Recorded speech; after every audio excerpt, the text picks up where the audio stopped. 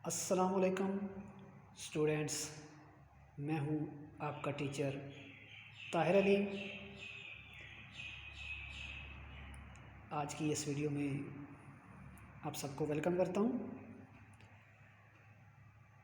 Students, आपने tug of war या रस्साकशी का मैच तो देखा होगा। आपने कभी गौर किया कि रस्साकशी के मैच में दोनों टीम्स जो होती हैं वो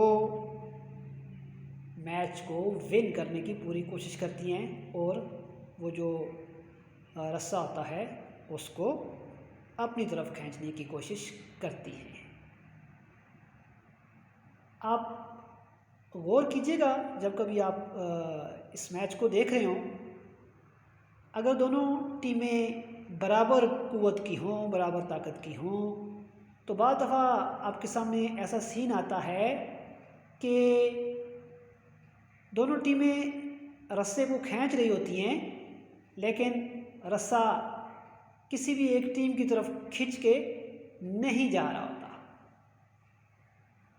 और एक आम लेमैन जो है, देखने वाला, वो ये समझ सकता है कि इस वक्त इस रस्से को कोई खींच नहीं रहा या कोई ज़ोर नहीं लगा रहा।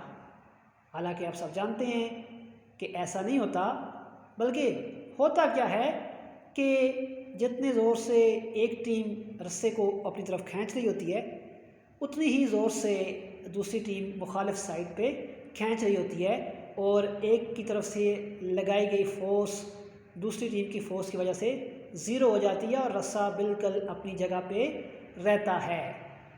तो ये रस्सा इस वक्त या ये मैच इस वक्त एक एक्विलिब्रियम में होता है।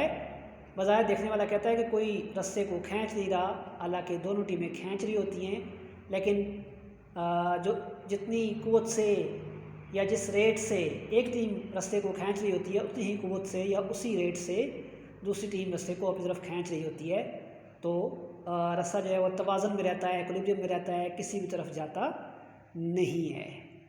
तो हम कह सकते हैं कि उस वक्त वहाँ पे डायनामिक इक्विलिब्रियम कायम हो गया है। इक्विलिब्रियम तो ठीक है, डायनामिक इक्विलिब्रियम, इस इक्विलिब्रियम को हम क्यों कह रहे हैं? इसलिए कह रहे हैं कि दोनों टीमें ज़ोर लगा रही हैं, लेकिन रस्सा अपनी जगह पे मौजूद है। तो इस इक्विलिब्रियम को हम स्टैटिक इक्विलिब्रियम नहीं बल्कि डायनामिक इक्विलिब्रियम कहते हैं। स्टूडेंट्स, आज का हमारा टॉपिक आपके जहन में आ गया होगा। आज का हमारा टॉपिक इसी रस्साकशी के मैच से मिलता जुलता है, केमिकल इक्विलिब्रियम। जी स्टूडेंट्स, ये यूनिट 9 केमिकल इक्विलिब्रियम क्लास 10 का टॉपिक है। Students,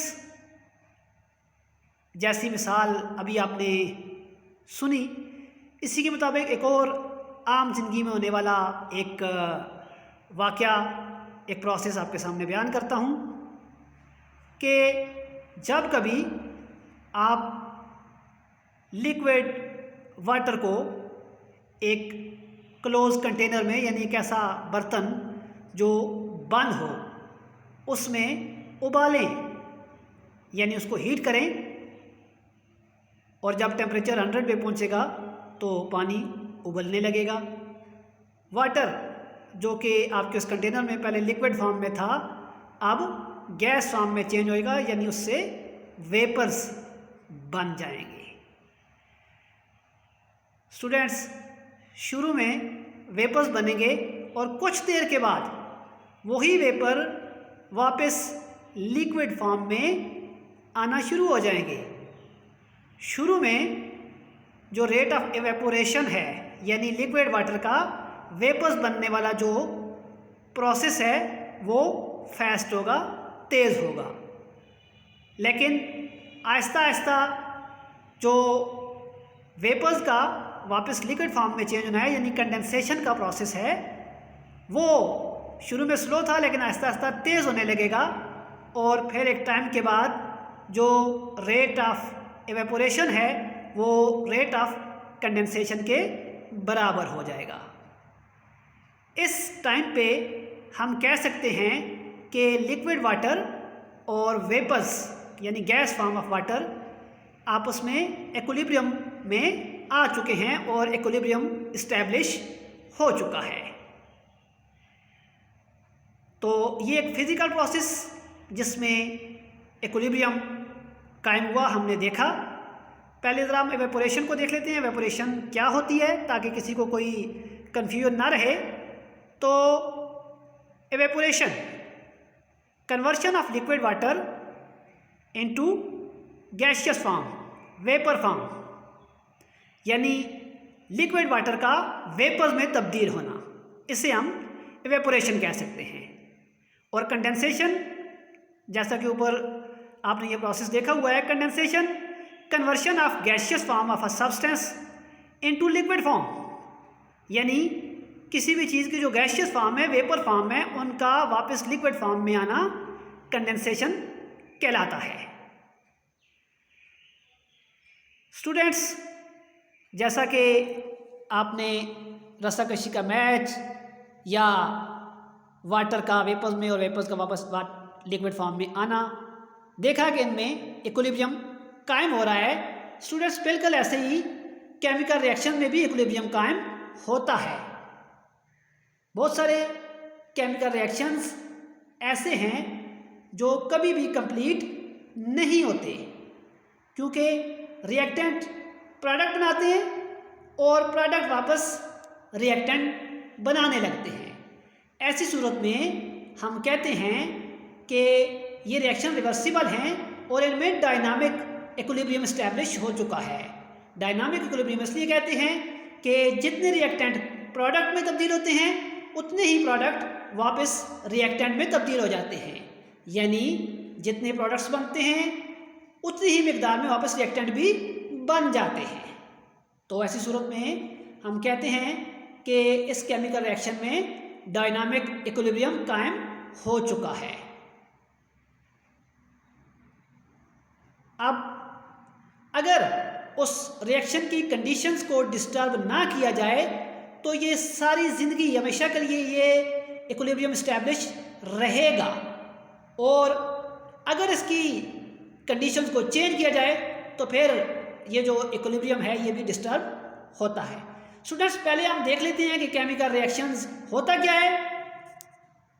chemical reaction, whenever a chemical change take place, chemical reaction take place. Whenever a chemical change take place, chemical reaction occurs. Students, जब कभी chemical change आती है तो chemical reaction होता है। Basically chemical change को आप केमिकल रिएक्शन कह सकते हैं।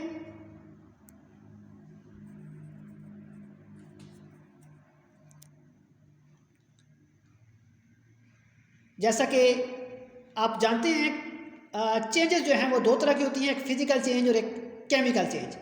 फिज़िकल चेंज, इसमें किसी भी चीज़ की कंपोजिशन चेंज नहीं होती, जैसा कि आपने अभी पहले देखा वाटर का वेपर्स में तब्दील होना और वेपर्स का वापस वाटर में तब्दील होना। तो वाटर वेपर्स या गैस फॉर्म ऑफ वाटर, उसका फार्मूला भी H2O है, जबकि लिक्विड वाटर का फार्मूला भी H2O है। इनकी कंपोजिशन चेंज नहीं हुई। तो ये जो चेंज थी ये फिज़िकल चेंज थी। इसके मुकाबले में कोई भी ऐसी चेंज जिसमें किसी चीज़ की केमिकल कंपोजिशन जो है वो चेंज हो जाए तो उस चेंज को हम केमिकल चेंज कहते हैं। तो केमिकल चेंज हमेशा केमिकल रिएक्शन का बायस बनती है।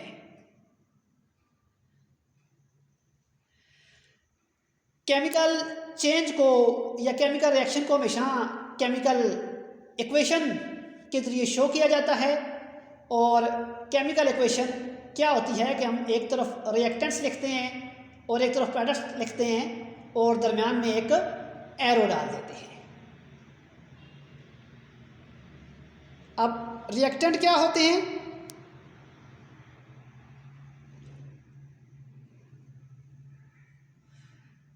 Reactants, substances that combine in a chemical reaction are called reactants। यानी केमिकल रिएक्शन से पहले जो चीज़ें आप ले रहे हैं, जिनको आप आपस में मिला रहे हैं ताकि केमिकल रिएक्शन हो, शुरू में जो चीज़ें आपके पास थी जिन्हें आप मिला रहे हैं कि केमिकल रिएक्शन हो, वो रिएक्टेंट्स कहलाएंगी। Products substances formed in a chemical reaction, यानी जो चीज़ें आपके पास पहले नहीं थी और रिएक्शन के बाद आ जाती हैं वो प्रोडक्ट्स कहलाती हैं। जैसा कि मैं आपको पहले बता चुका हूँ कि केमिकल रिएक्शन को केमिकल इक्वेशन से शो किया जाता है और केमिकल रिएक्शन में हमेशा सेंटर में एरो होगा, लेफ़्ट साइड पे रिएक्टेंट और राइट साइड पे प्रोडक्ट लिखे जाएंगे। इसकी मिसाल आप ये सामने आपकी एक रिएक्शन है जिसमें हाइड्रोजन गैस और नाइट्रोजन गैस आपस में मिलके अमोनिया गैस बना रहे हैं। इसमें आप हाइड्रोजन और नाइट्रोजन को रिएक्टेंट कहते हैं और अमोनिया को प्रोडक्ट कहते हैं। स्टूडेंट्स, ऐसे रिएक्शंस जिनमें प्रोडक्ट वापस रिएक्टेंट में तब्दील हो जाएं उसी वक्त, ऐसे रिएक्शंस को हम रिवर्सिबल रिएक्शंस कहते हैं।